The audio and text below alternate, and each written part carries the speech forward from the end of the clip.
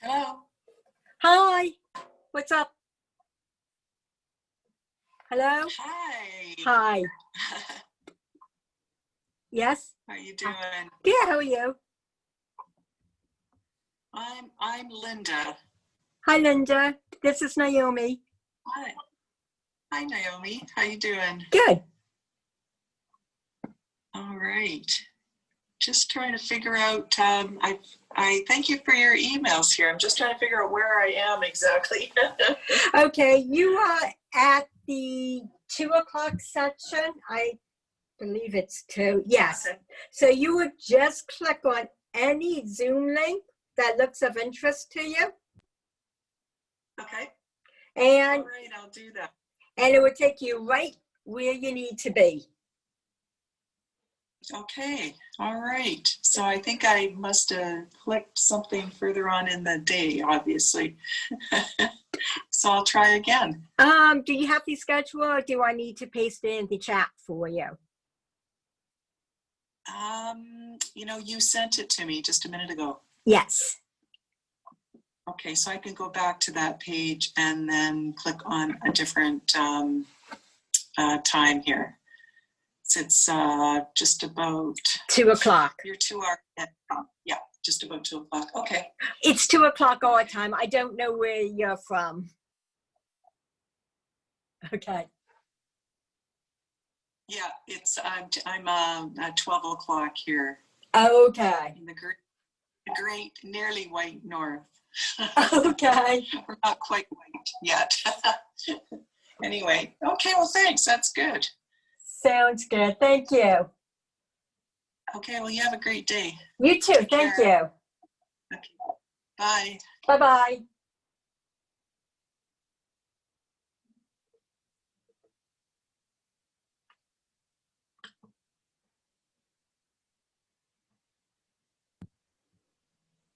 Hi, Naomi. This is Kelli Suding. I'm assuming that it's okay for me to, I went ahead and shared my screen. Yes. Yes, Great. you're perfect. I will make you host in 2 seconds. Great. Thank you. Or co-host. You're perfect. Great. Whenever you want. Wow. 19 people already. Oh, okay. So there are people in the waiting room? No. There's no waiting room for this. Oh, gotcha.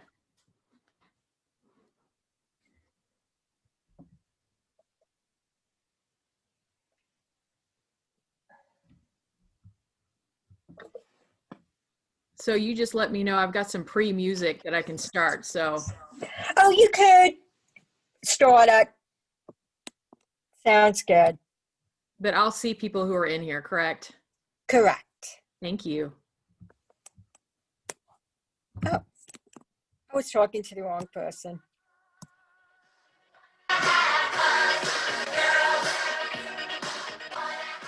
Oh, you only have one person. Sorry about that.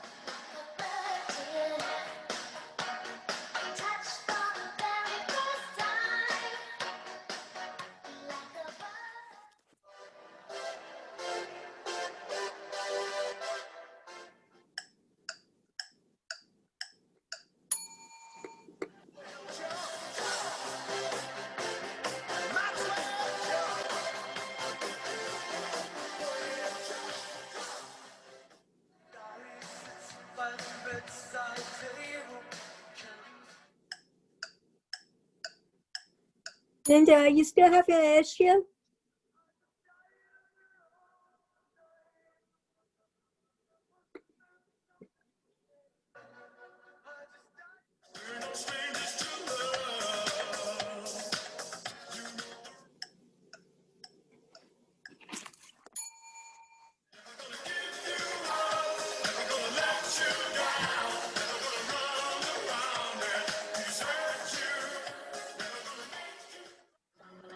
And I stumbled to the kitchen, pour myself a cup of ambition. Working 9 to 5, what a way to make a living. Barely getting by, it's all taking and no giving.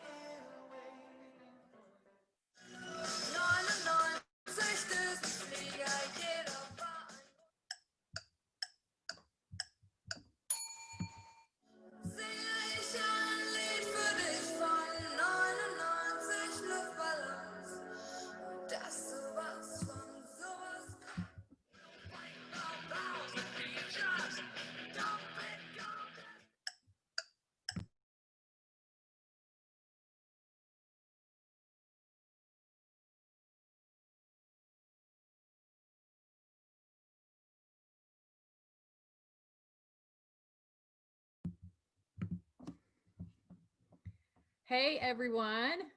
Thanks for being here. I knew that we would probably be a small group, but I'm totally fine with that. We always do it for that one person, right?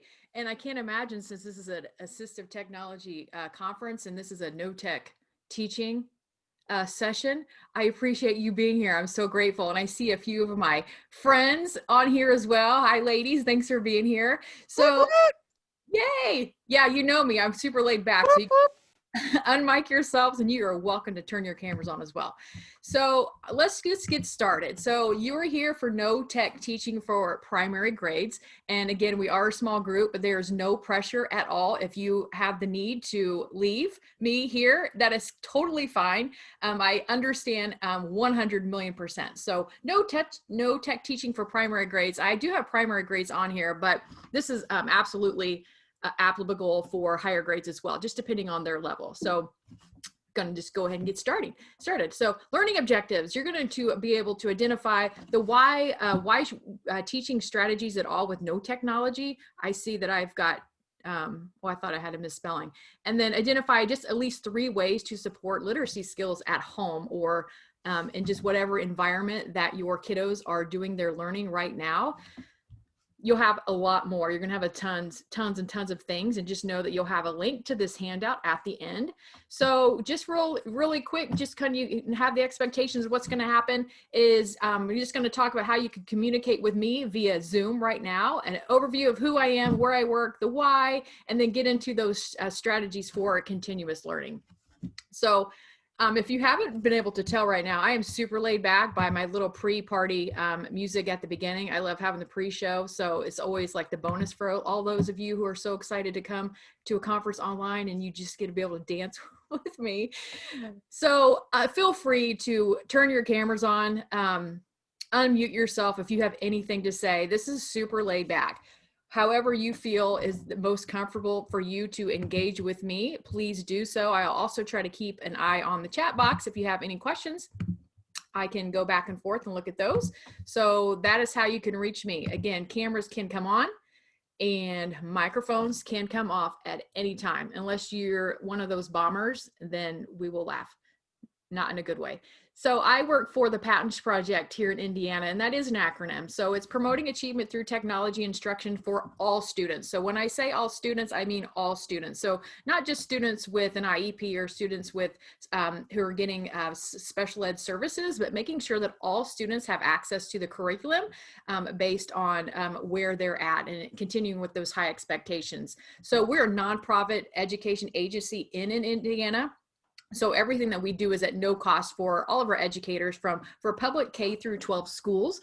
And our mission and just our support is basically universal design for learning is our umbrella, and then supporting students with accessible education materials with assistive technology. So that's what we do. We do a lot of hands-on training in the classrooms and support teachers and students however we can. So there are 8 specialists that cover our entire state, and I am one of them. So we each specialize in different areas. So you can see on this slide that I specialize in autism, specific learning differences, Google Chrome accessibility, and then the integration of accessible materials and assistive technology. That's a lot, but I love my job so much. My background is mostly special ed. I started in general ed, and then I worked in essential skills class, K through 3rd grade, and I loved every single second of it. So I was really thrilled to be able to come on the PATINS team, because what I was so passionate about in the 4 walls of a classroom, I was able to expand out into classrooms all over the state, and I love everything about that. And then I always put personal tidbits on there because I have this weird obsession with food trucks. Yeah, food trucks. And so I have found so many food trucks when doing a lot of webinars by just saying, if any of you know where a great food truck is in your state, just let me know because I'll travel for food trucks. So if you've got a good one, I am there, my friends. And I'm a vegetarian, so even if it's like a meat food truck and I can just get like a ketchup packet and like a selfie, I'm totally fine with that. I'm totally fine with that. Melinda is saying there's a ton of in New York. I'm there. I'm so there. I'm not even kidding. So you can follow us or follow me on Twitter. You can follow us on Facebook for patinsproject.com, or follow us on Twitter following that hashtag PATINSICAM, which is PATINSICAM. If you follow me on Twitter, I like to tweet out a lot of just tips and tricks on what I'm learning and what I'm trying and researching, or what I'm developing, a lot of out of the box things that we can be better together for sure. I've met a lot of great people on Twitter, and 2 of my friends are on here, Hillary and Mia, which we met on Twitter and are now our very dear friends. So Twitter is really a great place grow your professional learning network. And then we have a Twitter chat starting tonight, and it's all topics on just access in general. If you follow that hashtag, it starts at 8:30 and it's for 30 minutes every single night. And then, and it goes really fast and you can earn PGP points, but it's a great conversation. It's kind of like a walk-in clinic. If you need support for a specific student, you can absolutely hop on there and we can have a great conversation. So that's about that. So what do you mean no internet?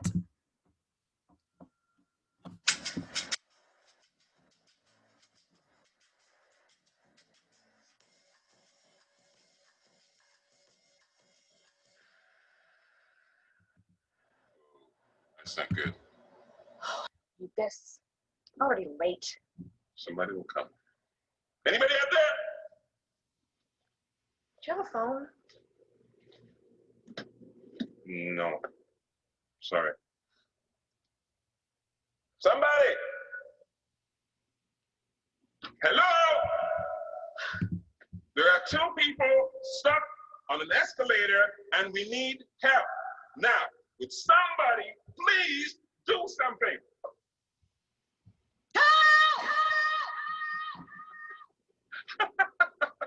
I don't believe this. You gotta be kidding me. I'm gonna cry. Well, something else left to do.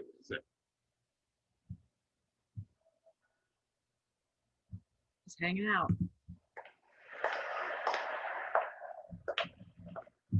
Hello? Hey, don't worry about it. I'll fix it in a second. He said he can fix it. All right. All right. That's more like it. He says he can fix it.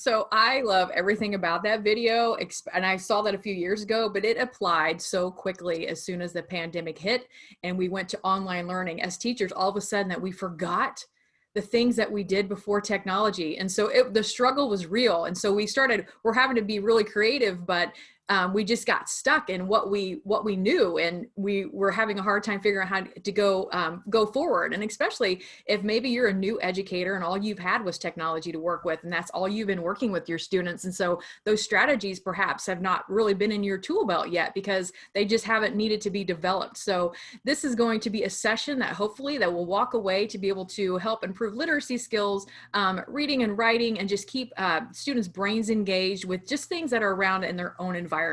But I do understand there are tons of barriers that we have to remove before our students can even think about being participants in their own learning. And so one of the things is keeping visual schedules going. So if your students were using visual schedules in class, they certainly should be using those in their current environment where they are learning. If your students weren't using visuals in class, your students need to use visuals in class, hint, hint. But so no technology. So, and they don't even have to be fancy. So these can just be things that are written on Post-it notes, scrap paper, white paper, notebook paper, whatever you can develop for your students or parents can. These are going to be really strategies for parents. We're doing a lot of coaching right now with parents because they're actually essentially the middleman per se between you as an educator and the student. So just having a student be able to be set up for success, especially when they may struggle with some executive functionings, and then just being able to just be organized. So having that expectation visually that they can have in their environment can be a game changer. So those visual schedules, again, it does not have to be fancy at all. And then thinking about the sensory needs that students need. So when students are in class and we have those students who are seeking that sensory input, and we would have things for them, maybe like a sensory diet at school, or they would have a box of fidgets, whatever that they needed to make them successful in class and be able to help them focus. If they were using that in class, we have to transfer that at home as well. So these are really important things to consider for students to be able to have at home as well, is making sure those sensory needs are met so they can be successful at home with their learning. Because if students are constantly seeking that sensory input and they're not getting that, we're going to see a lot of behaviors at home or wherever they're learning, and just and it's going to look like they do not want to do it. But in fact, a lot of students have a hard time telling you that what they're actually seeking. So just being proactive and having those available for students at home, even if we have to make them ourselves at home with whatever we have. And if you need ideas on making fidgets at home, DIY, contact me anytime and we can hop on Zoom, and I'm happy to give you a lot of information. And then just continue the relationship with your occupational therapist at school. So even though students may be doing online learning, they're at home, or you're doing hybrid, so you're teaching in class and plus you're trying to, you're trying to support students on the online environment, this is not a time to go away from those services that your students were getting in school, but continue those services, especially with OT, so they can really help them in many ways, just making sure their environment's set up before we even get to the learning, because without that, students are really going to struggle. So that can come about, again, about what supports are at school, is where they're working. Are their feet touching the floor? If in fact they like a certain chair, do they need a slant board? Do they need adapted writing utensils? What do they need to be successful at home? Perhaps it's things that they were using in school can be transferred at home. So again, reach out to those services that students were getting at school. So one thing that I really like is just being able to go outside and just, again, like really diving in and being like enrichment environment with things that they just have around. And that is just about getting outside and fine motor. So I just took a colander, and a colander can be used in so many different ways. So you can see I picked some dandelions and some blades of grass, and then students can work on those skills, putting them into the colander holes. But blades of glass, this could be used with pipe cleaners. We can use tweezers to pull them in and pull them out. You can maybe label each area of holes, to where maybe that day the number is 10. So then the student can go and maybe pick 10 dandelions or whatever that works. There's a lot of math activities that you can do with the colander, and just things in the environment with leaves. I mean, the options are endless, whatever is at home. But the colander, just think about ways that we could do that with math. So counting, there's a lot of good tactile feedback on there, so students can rub on the holes and maybe count the holes on there. So the colander, get those out of the cabinet, have parents get those out of the cabinet and start utilizing those. So the greatest predictor of reading growth is what? So you can unmic yourself, and typically I would have impeccable wait time, but we only have 45 minutes, my friends, so I'm not going to give you a lot of time. So what do you think the greatest predictor of reading growth is? You feel free to put it in the chat box or shout it out on your mic, whatever makes you happy.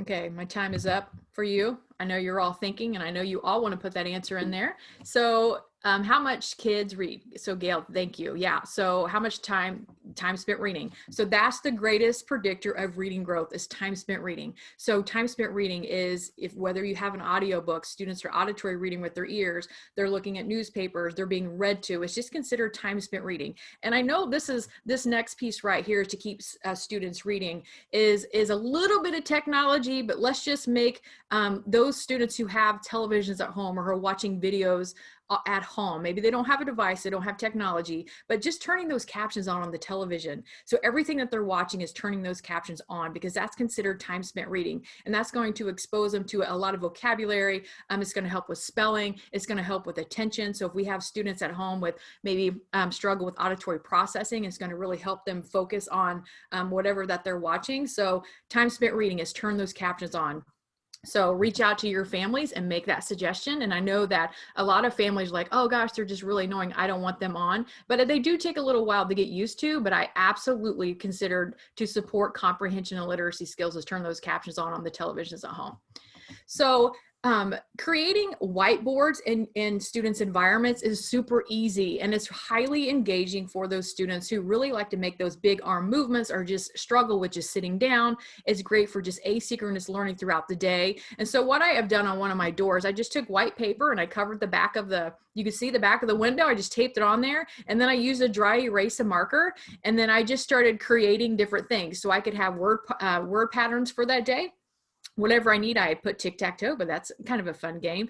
But these can be words of the day, or whatever is needed for the student to be more engaging in that sense. So this can be done with photo frames. So if you don't even, if families at home don't have photo frames, they can or a whiteboard, just put a piece of white paper in that photo frame and use that as a dry erase marker. You could see my friend Hillary a while back when I first did this presentation, she said that she knew of an educator who were using a glass shower door, which is awesome. Whatever it takes, plastic sleeves. I've used foil on the cookie sheet. Dry erase markers work with foil as well. So whatever we can do to engage our students in a different way can really be beneficial. And I'm really big about that. It doesn't have to be a technology. And so the very first time I did this in the spring, I had a parent who was on my session, and she sent me this picture that very night, and her student has some behavior issues, and he has ADHD, and he does not like math. And he was not, it was three weeks into online learning, and she could not get him to do any math. And so you're going to see the huge celebration that I had with her because he completed 3 pages of math, and she can see it's nothing fancy. It's just that paper just popped right on that window with dry erase markers. And he was very successful in that. So she was continuing to do that with vocabulary, and all of his work was basically on this window. And then if a parent did have a phone that they could take a picture, of course they can take a picture of that and that would suffice. So just the simple things that we have at home. And with those, all of those dry erase things that maybe you're creating, is using them by setting daily word goals and just words from the environment. So maybe today the word is tree. So what rhymes with tree? So then throughout the day, asynchronously, students can find things that maybe rhyme with tree and then write that on that whiteboard or wherever they choose to write, even if it's just in a notebook, or find words that match this pattern, or words that start with, or four syllable words. You get what I'm saying here. So just find all things a certain color. So then throughout that whole day, that student can just be writing on those whatever the whiteboard or journals or whatever they're using with. But setting those daily word goals is really going to continue them thinking of the patterns that are suggested for that day. Word walls. So in classrooms, we use word walls in elementary school a lot. So word walls should again be transferred from school into home. And so I use word walls. And so I think the idea of having students surrounded with with words that they can be exposed to every day, just surrounded in their environment. So you can see these are nothing fancy. Post-it notes, tape, notebook paper, scrap paper, whatever it takes to set up word walls in the home. So when students are practicing their writing, they still have those resources around them, just like they would have in their environment. And then label everything, my friends. And when I say everything, I mean everything, to keep students writing and keep students reading. So that is labeling the door, your plants, your lamps, your tables, your dogs, not your dogs. Well, maybe the collar, you could totally label the collar maybe, but labeling everything is going to support that. And so how I see this is either maybe the words are already, depending on what the level is of that student, perhaps the words are already written on the sticky notes, and then the student has to find where the door goes, the plant goes, or perhaps the student needs to make those labels. And each day that can continue to grow. So day 1 could be maybe 5 things. Day 2, it could continue to grow. In the evening, those can be removed and then restarted the next day. So then maybe the student on day 1 didn't know how to spell lamp or didn't identify that word lamp. In a few days, perhaps that word lamp is independently put on there. So labeling everything in the environment to support those skills, again, can be highly beneficial. And I say highly beneficial because it's highly beneficial. I'm really excited about it because these are just simple skills that are not overwhelming for parents at home or for students. So magazine, newspaper, word clippings. So think about the skills just with cutting scissors that you can work on with students just by cutting. So have students cut out, or parents cut out, or if you're developing things or sending home things with school, sending home packets to students who are working at home, is just cutting out letters and word clippings, and then they can create sentences. They can write paragraphs with all of these cut out words.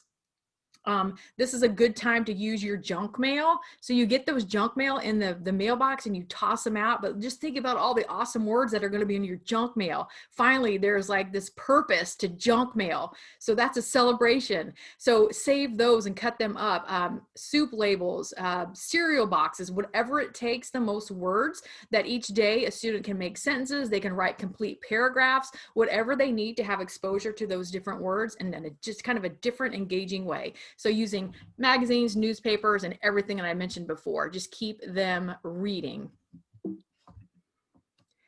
Being a storyteller, I love this part. I love storytelling so much, and I think it's probably a really underused kind of a skill set as an educator sometimes, is just being a storyteller, and then teaching our students to be a storyteller, especially when they're not in class, they're at home. So this could just be having students tell stories around their environment, just using all of their senses, being very descriptive about their environment.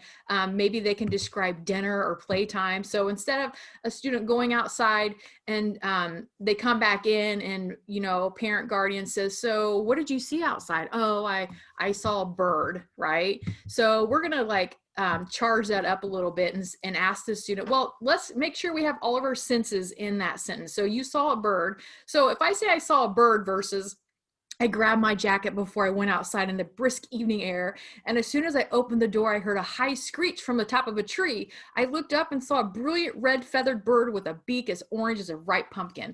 So you can see all of the language and all of the creativity I'm trying to get in there, trying to pull out of my student and saying that I just saw a bird. And I think if we can really have conversations with our parents and guardians, or as an educator, is really be a storyteller ourselves. Because that's really going to teach students to really think creatively, and throwing in more verbs, more adjectives, and all these more descriptive words is just about being a storyteller. And then with that, some of us struggle sometimes is just using writing prompts, and I love using would you rather games so much. I use this in a lot of trainings myself. But would you rather, this is the kid version. Once you get the link to this handout, I promise you, when you click on this link, because there is an adult version which is super fun, friends. So if you need to get that out and play with that, because it's really fun. But there's a kids version. So would you rather be covered in fur or covered in scales? So these are writing prompts that are already available that can be printed out. Or there's also the board game, the card game that has these writing prompts. And so then this is where the student can do the writing prompt on those whiteboards you created. Maybe they're doing their response with the magazine or the junk mail or the soup labels, all of the words that they've cut out, but just having that writing prompt to kind of engage within creativity, because it is really hard sometimes to really think about what to write without, and a writing prompt can be helpful for students. And also one thing that I used to love to do when I was in the classroom is tell stories from a different perspective. So we work with a lot of students who struggle with just realize the perspective of someone else. So maybe you're working with a student with autism who's really can only understands perhaps the perspective of their own self. So teaching that skill through talking about writing about objects from their perspective is great. So a chair. So maybe my office chair, I could write something about my office chair, like, oh gosh, here she comes again. She's wearing, these scratchy pants that make me crazy. So it's really thinking about a different perspective and really trying to get creative. So you can have students say, oh, look at that tree out there. What do you think the tree looks like? What do you think it would say? Or the 4-leaf clover. I love that. Imagine being a 4-leaf clover and like, you're so unique and what it's like to be found and what are you feeling, but just different ways, or just different ways to spark that creativity. And we always say we wish we could be a fly on the wall. Think about the stories about that. That would be so fun. Yeah, and so Hillary put in here, a great game to add to low-tech visuals or lesson picked visuals. Yes, so all of the above. Multi-sensory approach. Many of you are probably using like shaving cream in the classroom if you are brave, or whipped cream or things like that. But all of these things are just outside. We can just fill up a a bowl of water, put some dirt in there, we've turned it into mud. So now we've created this multi-sensory approach to learning. If you have students who struggle, let's just say you have a student with dyslexia, and really giving that tactile feedback when we're practicing letters and words and just tracing, having them trace in mud, water in a cookie sheet, carpet. I love the idea of carpet, have students practice their words. Maybe they just wrote a whole paragraph with magazine cutouts words. Now they're just going to write, they're going to trace that whole entire paragraph with their fingers into the carpet. A paintbrush with water on rocks, blades of grass. Think about the fine motor skills when we're picking grass and we're creating these different letters, using rocks, using sticks. So all of these different ways that we can add into that multisensory approach. And then find and match. So find and match, this can be so easy. So I grabbed some things on the left and I just grabbed some things from around and I just traced them. So this activity could just be things that are traced, and this white paper could be given to that student, or if you are creating these for students at home, kind of think maybe about some things that they probably have at home they can find. So then throughout that day, the student's going to go around the house and find things that are going to match those traced objects and then put them on there. And then perhaps the next day, they could find something else. Maybe it's not the specific object that you traced, but now they're really going to start getting creative and find things they feel like it's going to match in there. And then on Twitter, I saw the one on the right and I fell in love with this. This is so easy. Just grab a bunch of rocks, put them in a bowl after you trace them. And then the activity is just the students pulling them out and just matching them with the trace marks. And I love that so much. Super easy. Manipulatives we use at school, and oftentimes as a parent, I probably would not have thought of manipulatives before I was an educator. So just reiterating the use of using manipulatives for math at home, and that could be with just what I've shown you in the picture, just some plastic spoons or pencils, whatever food you have, Legos, nails, paper clips, whatever it takes to kind of bind them together. But just maybe more importantly about not what the manipulatives are made of, but having those conversations with parents on the importance of having manipulatives. So that's really where I'm going here, is trying to get the conversation when parents are trying to teach their students math at home. There could be that missing piece, and that is manipulative. So have them grab whatever they can at home and start making 10-based bundles, 5s, whatever they have at home to create those manipulatives. And then real world simulation. So I came up with this thinking about what would I do if, like, tomorrow I had no technology and I had a whole classroom of kids and we were talking about money or real life situations. So I was thinking about, we have Monopoly games. So if we don't have Monopoly games, we're just going to draw money. We're going to print money if we have a printer, whatever it takes. And so this is where we can start making a menu of meals throughout the day. So parents can say, today, this is the menu, and then there's going to be prices beside it. So maybe breakfast says milk is $1 or 50 cents, bacon is 75 cents, whatever that looks like. So the student can have a set amount of fake money at the beginning of the week. And then we're going to start teaching them those counting skills, budgeting skills, like real life skills that are really meaningful for them outside of the classroom to have a good understanding. Bath time could cost money. And I said that, and then someone goes, oh gosh, my kids would never take a bath. And they would be like, I'm not paying for that. And then someone flipped that. A teacher said, well, maybe bath time, they get paid more money. I was like, oh yeah, I really like that.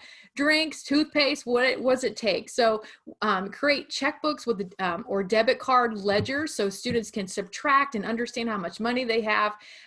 These links are already, when you click on print checks, there's already a template for checks. So you don't even have to create checks. They're all here for you. When you click on this link for checkbook ledger, it's also already a checkbook ledger that's created for you. So you do not even have to recreate the wheel. But I love having menus set up with money written all over the house. That's fake money, and maybe places they can earn money and lose money or buy things for sure. Whoops. I was so excited. I just went out of it myself. Let me exit out of here, my friends. Get my captions back on. And then daily positives. I think right now this is so important, not only for students, but for ourselves. There are a lot of heavy things happening in our world right now for so many reasons. And a lot of our students are have a lot of trauma in their background, whether they're coming into class or they are at home. And so this is really something that we really have to have self-care, and we have to think about our students' care. So daily positives, if we can talk with our students and just having them set up a jar, whether it's a Kleenex box, an oatmeal container, whatever it takes, a Ziploc bag. So every single day that they can be really conscious about thinking of one thing positive that's happening, just one thing every single day. And this is something that perhaps maybe you could start doing for yourself if you don't do it. I know that I do struggle with doing things like this myself, but I need to be more cognizant of, especially during those times. It's really hard. So daily positives, when students think that they have no friends, they're isolated from home, they have no connection, just reiterating the idea of something daily positive, one thing, at least one thing that they can find every single day for sure. And then they can reflect on the days when they're feeling really down, or at the end of the month, they can reflect on those daily positives.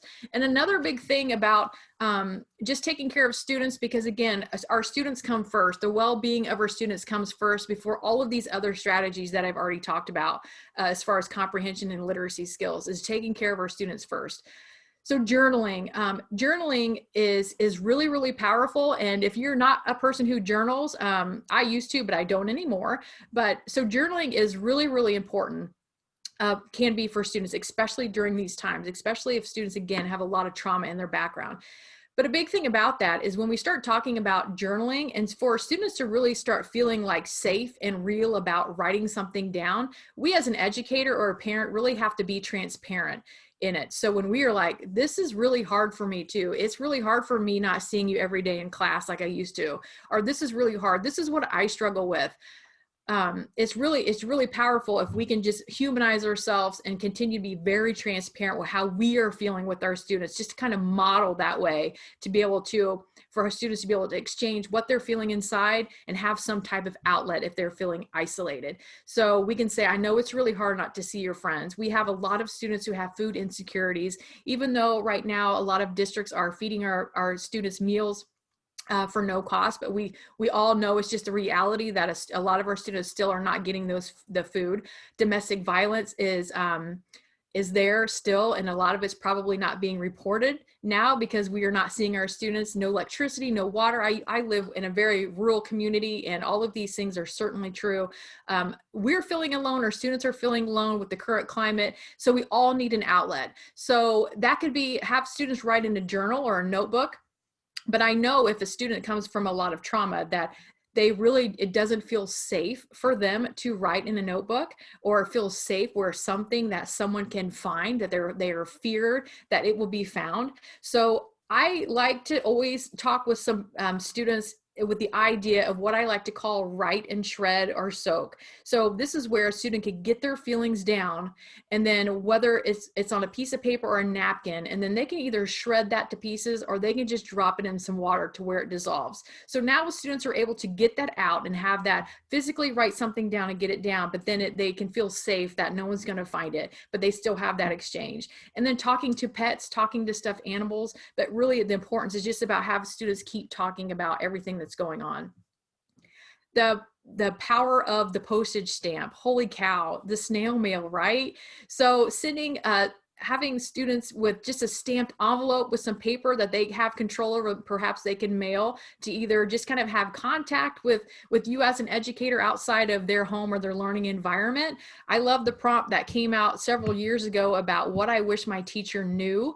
I did this one year when I was in the class, and I found a lot of things that, holy cow, were really hard to read, but it's very real. So some students are more comfortable with their written expression than verbal expression. So this absolutely gives them the opportunity to be able to share out something that they really wish that you knew. So, and if you don't have access to them and they don't have technology, but you're still sending things home with them, having that stamped self-addressed envelope to the school with paper, or with that writing prompts, with the would you rather game, or whatever it takes for students to be able to fill out. Very powerful. And then not underestimating the power of a phone call. If your students do have phones at home, and I know we are all so very overwhelmed with the way that we are teaching right now. So, but the idea of the phone call is can be a real game changer for a lot of students. Just knowing that, hey, I'm still here, I care, how you doing? Maybe they want to read you the story that they wrote about the perspective of a 4-leaf clover, or tell you about the bird that they saw outside, whatever it takes. Again, I know we're completely overwhelmed, and I know I met with a large group of educators yesterday, and they were talking about how it's really hard right now. There's a lot of students who they cannot seem to really check in with e-learning. They're not sure if they're doing their work, and they're having a really hard time getting hold of them.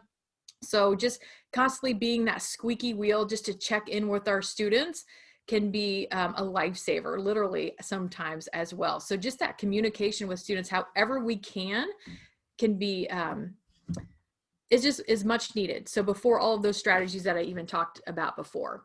So we are coming down to time. So we talked about having no technology, and then we talked about, I'm sure that we wish we had, all of our students had technology, but they certainly don't. So I'm just going to play this. Playing jazz. Playing jazz. Smoothie. Making smoothie. Calendar. No meetings today. Remember, tandläkare at 9:30. Fire off. Fire off. Open door. Door open. Så ska vi sätta en till. Fire. Open door. Wrong voice command. Open door. Wrong voice command. Open door. Repeat that. Open door. I didn't understand that. Hey, open door. Play on the floor. Get on the floor. Open the door. Wrong Open the voice door. command. Error. Hey, we're right. Open door.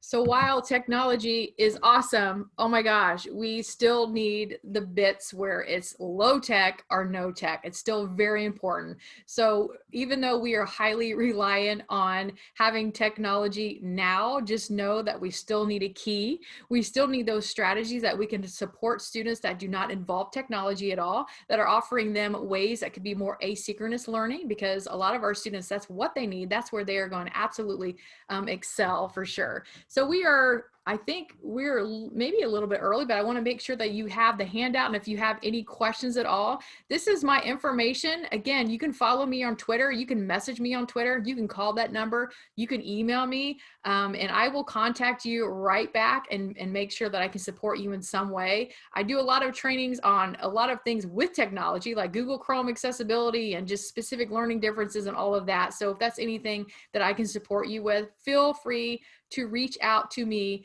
anytime. So here's the handout. I have a QR code up there that you can take your device and hold that up, and it'll take you right to the handout. Otherwise, that link will also take you there, and I'm going to put that link into the chat box as well. I think so here. There's the link to the handout. So that's everything that we talked about today. So if you have any questions, I wanted to just leave a few minutes for any questions. Otherwise, feel free to head out and enjoy your last session, but I'm just going to hang out here for a few seconds. If you have any other ideas to build upon from things that we went over today, or maybe things that you were trying that you would share that maybe we can kind of add to our resources, that would be amazing also. If there's anything perhaps you are succeeding with now when you have those kiddos who do not have technology at home. So thank you, Kristen. I'm so glad that you were here. We had 16 people here for a conference that was all about assistive technology. So I cannot wait to tell Mike Murata that I had people on his AT conference that had nothing to do with assistive technology. So Melinda, do you use resources for simple device fabrication in addition to everything you shared? It was great. Oh, do you use resources for simple device fabrication in addition to everything you shared? So device fabrication, I'm going to take a guess, Melinda, on what I think you might mean. If you want to. Sorry, yeah, it was a very confusing way I wrote it. I was very excited. No, I was just wondering, because everything you shared was amazing. And I mean, in New York, which we do have amazing food trucks, and where I live, we actually have a food truck festival. Well, we did until this year, but hopefully moving forward, we'll have it back. But anyway, so New York is super varied. I mean, you know, people assume New York City is everything, but we have lots of, rural communities that have limited access to internet, and you name it, we've got it in New York. Yeah. So what you've shared is amazing, because I think it would be super helpful, especially for those individuals that may borrow something and it just doesn't work because of, again, Wi-Fi connectivity or whatnot. But yeah, my question was like, do you guys have anything, do you do any like makers fairs to kind of dovetail in with the learning part of it? Anything that we may be able to use in addition? So with technology or no technology? Technically without, but I mean, for example, like we have some people that have taught us how to do like seating devices that are, just using cardboard and other kind of materials to hold everything together. So technically it's not stuff that was there beforehand, but it keeps, those kinds of devices, people from borrowing them for months and months, so we can continue to loan them out. So like examples like that, but not exclusively. Yeah, so perhaps like, for instance, and I'm probably preaching to the choir here, and without knowing something specific you're looking for, like a slant board can be used with like a 3-ring binder, like a 3-inch binder. So if a student's needing that, however the parents can station that at home is a quick slant board. If you're working on, let's say, some worksheets or drawing or something like that, I recently took some laminate paper, but some clear sheet of paper, and I had some therapy, and I took a knife and I put it on the towel and I stabbed a bunch of holes in it. So when I did that, it created, I did it on purpose, not because I needed therapy, but I was creating a tactile kind of clear feedback that I could put over a Chromebook for a student. So they would have that tactile feedback when they were doing like different sensory apps, but then also something like that, creating with a clear sheet of, it could be like the plastic sleeves, it could be a piece of laminate paper or whatever's clear, old transparency paper, and punching a bunch of holes in it. Then that could be laid over any activity that the student is doing. So then they're getting that tactile feedback as well. So we do at PATINS, if you go to our website, we have a training calendar that's just loaded of stuff, and we do sessions on DIY creating fidgets at home. So if that's something as to support learning, one idea is, and Melinda, you can stop me if this is not what you were wanting to know. No, this is great. This is perfect. Okay, so hit the nail on the head. All right, so one thing I'm really big about, since I specialize in autism, just specific learning differences, ADHD. So I love creating sensory pouches with laminate paper.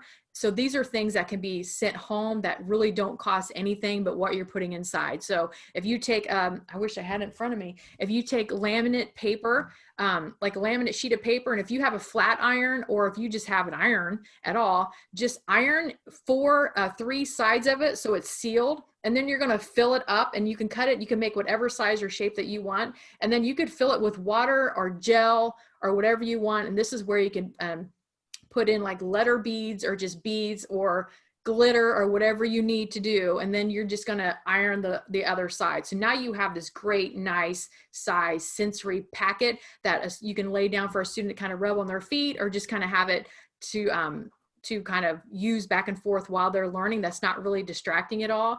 So that's one thing, just to kind of alleviate some barriers to the no tech learning part, is making sure that whole sensory needs met. So if you have a flat iron and if you've got laminate paper, you wouldn't believe the things you can create with that. So so that's one other thing. I'm trying to think if there's anything specific that you're hoping that to look for. No, I mean, really just kind of, I guess my general question was like, the no tech solution is amazing. Just wondering if there was other things that you kind of built into like any training. So I'm sure we'll be following you guys in New York for your trainings coming up. Yes, anything we can get is helpful. Follow us. All of our webinars at no cost. So you just go to our training calendar. And so like right now I'm developing a no tech part 2 to kind of build from this and have a lot more things for educators, because this has been asked of a lot. So anyone from any state are happy to join in on those. So follow, there's like behaviors. There's all kinds of different trainings that each day things are put on there. But feel free to reach out anytime. If any of you have any barriers with students, I know I'm in Indiana, but if you're like, hey, or if you're on Twitter, be like, hey, I've got this student and this is what's happening. Collectively, we can all put our heads together and support you in some way that we can find a solution. So Well, Yeah. thank you so much. Like I said, I'm glad that you were here just because the high tech stuff is great, kind of middle of the road is great, and low tech or no tech is also, there's absolutely a place for it. Great. I'm so glad that you were here, and I cannot wait to come to New York and get food trucks. And I'm not lying. I will be there. Let me know. I'll give you a bunch of good referrals. Hey, please email me so I've got your contact information. Will do. Thank you, Gail. Yay. That's right. Collectively, we are putting our heads together. Holy cow. It's taken a village from all over all the states to make this work, but we've got it. Thanks for being here.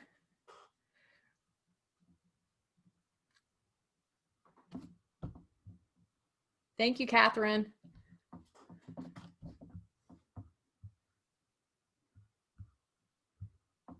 I still do the wave on Zoom. I don't know why.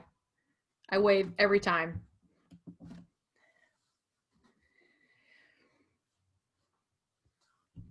Yay, you wave too. Thank you. You just made my whole day.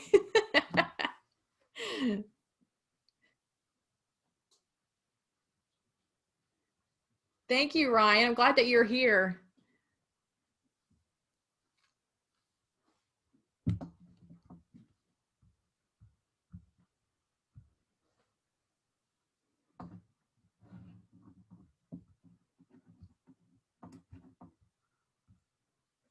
Okay, I think I'm going to stop now.